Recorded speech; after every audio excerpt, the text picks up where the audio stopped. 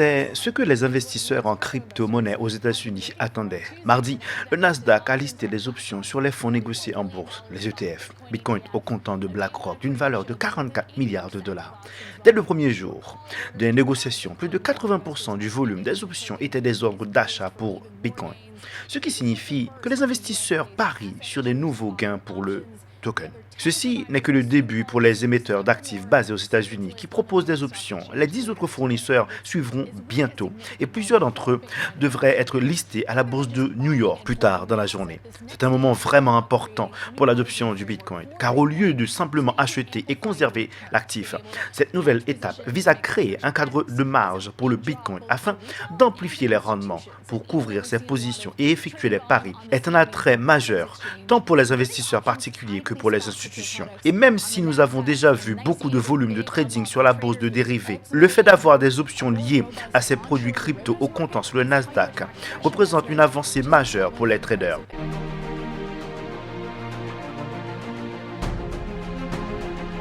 Les amis, bienvenue. Aujourd'hui, comme tous les jours, nous allons récupérer pas mal d'informations et à la fin de la vidéo, nous tirerons des conclusions. Nous avons les États-Unis, Elon Musk, l'administration Trump, Coinbase, Robinhood, JP Morgan ou bien le BTC qui a atteint un ATH de 96 000 $. Toutes ces variables-là nous disent une chose, c'est que nous sommes prêts à avoir un afflux massif de nouveaux arrivants sur l'écosystème crypto.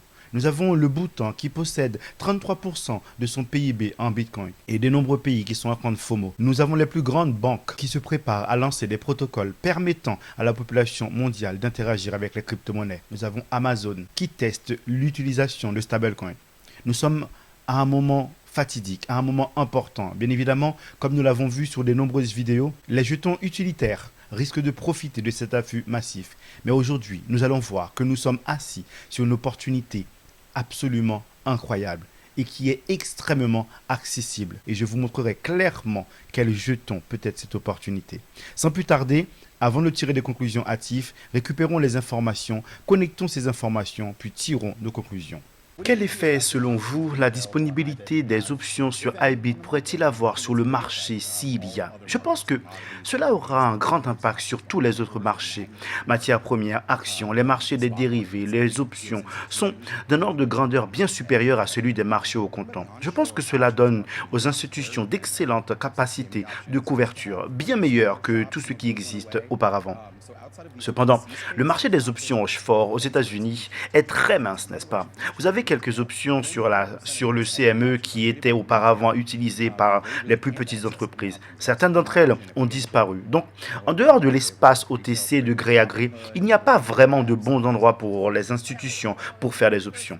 Au passage, je devrais mentionner, les investisseurs particuliers, les retails, c'est 44% des options sur actions aux États-Unis qui sont échangées par les particuliers. Et eux n'ont vraiment aucun accès aux options pour le moment. Donc, vous pouvez imaginer que si nous entrons dans un marché haussier où les particuliers tradent sur Robinhood et d'autres applications fintech, ces options pourraient avoir un impact significatif. Ok, réfléchissons à ce que nous venons d'entendre. Nous venons d'entendre que le BTC à sa place, c'est réglé. J'ai commencé à faire cette vidéo, j'ai commencé à la préparer à 4h30 du matin. Nous sommes 7h du matin. Le BTC à 4h était à 96 000 $ et là il est à 97. Il a déjà explosé. Il va arriver dans les 100 000 rapidement. Et dans les 100 000, on va commencer à en parler et ça va aller dans tous les sens. Et les retails vont commencer à arriver. Je voudrais que vous puissiez garder en tête à quel point PP est corrélé avec Ethereum. Ethereum n'a pas encore commencé à recevoir des liquidités. Il est probable que Ethereum puisse se retrouver à 10 000 $ sur ce cycle-là. Vous imaginez même pas la somme d'argent, le nombre de personnes qui vont entendre parler, qui vont avoir accès aux crypto-monnaies. Souvenez-vous que Robinhood, JP Morgan, toutes les banques font leur thune avec les commissions. Quand vous tradez, vous les payez. Donc c'est dans leur intérêt que tout le monde, que la population trade sur leur plateforme. Et c'est dans l'intérêt des États que nous soyons captivés par les crypto-monnaies. D'accord? On va continuer à récupérer des informations et vous allez clairement par vous-même arriver à la conclusion que moi-même j'ai eu plus tôt dans la journée.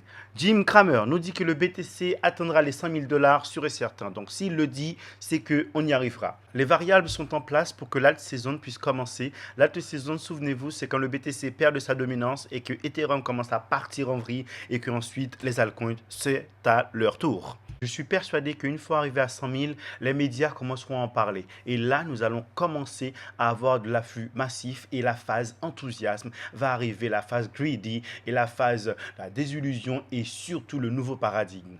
Nous avons les applications décentralisées, les wallets décentralisés qui sont de plus en plus téléchargés. Phantom se retrouve à la deuxième place du classement Apple Store dans la catégorie utilitaire. Souvenez-vous que Coinbase, Kraken, Binance, rapidement vont commencer à des applications ultra téléchargées pour que les retails puissent intervenir. Premier exchange enregistré au Royaume-Uni, Archax, annonce le lancement des fonds tokenisés de State Street, Fidelity International et LGIM. Souvenez-vous que State Street, Vanguard, BlackRock, ce sont les maîtres du monde. Donc ça, c'est lourd. Archax, il me semble qu'il a un partenariat avec XRP et Hedera. Donc en fait, les choses sont en train de se mettre en place tranquillement. C'est une structure qui est en train de se mettre en place, je vous l'ai assez répété. Et c'est pour ça, encore une fois, qu'on va avoir de l'afflux monstre et que les coins utilitaires ont leur place. MicroStrategy dépasse Dell et fait son entrée dans le top 100 des entreprises US par market cap. Oh là là, top 100. Déjà dépassé le top 500, souvenez-vous le SP500, MicroStrategy se retrouve dans le top 100. Et souvenez-vous que plus le BTC monte en valeur, plus MicroStrategy monte en puissance. Là, il est censé récupérer encore quelques milliards pour acheter du BTC. Michael Saylor et MicroStrategy deviendront des taulier. Et bien sûr, MicroStrategy est actuellement l'action américaine la plus échangée en termes de ratio volume-prix. L'entreprise fondée par Michael Saylor dévance les géants Nvidia, Tesla, Amazon. Non mais je crois qu'on n'est pas en train de clairement comprendre ce qui est en train de se passer. Je sais, je vous répète la même chose. Le Bhutan actuellement détient 1,14 milliard de dollars, soit 39% de son PIB. Je vous avais dit 33, c'est 39%. Après le Bhutan, nous avons le BTC qui vaut plus que JP Morgan, Visa et Mastercard combinés. Les trois, c'est 1,76 trillion, or que le BTC 1,86 trillion. Souvenez-vous qu'il risque de manger l'or qui est de 16 trillions. Bitwise dépose une demande d'ETF spot pour Solana. Nous savions que ça allait arriver. On se retrouve avec la Banque centrale de Singapour qui fonctionne sur Hedera Hgraph. Et ça pourrait potentiellement faire en sorte que Hedera se retrouve avec des centaines de milliards de dollars sur le réseau. Mais souvenez-vous encore une fois, ce qui est génial sur le réseau de Hedera Hgraph, c'est que les frais sont prédictibles. Ils ne vont pas se retrouver un jour ou l'autre, comme sur Ethereum, à payer 1000 balles pour une transaction. C'est prédictible, ils sont sûrs, c'est rapide et c'est safe. Hedera, potentiellement, c'est une structure qui est aussi puissante que Ethereum. Ethereum était là avant, bien évidemment, mais Hedera Hbar est vraiment très très fort. Donc, les amis, je suis désolé de vous dire ça. Ce n'est pas un conseil en finance, bien évidemment, mais il faudrait au moins, si on n'a pas les moyens, avoir 1000 jetons et essayer de les garder sur 8 ou 12 ans. Parce que je pense que ce jeton va rester.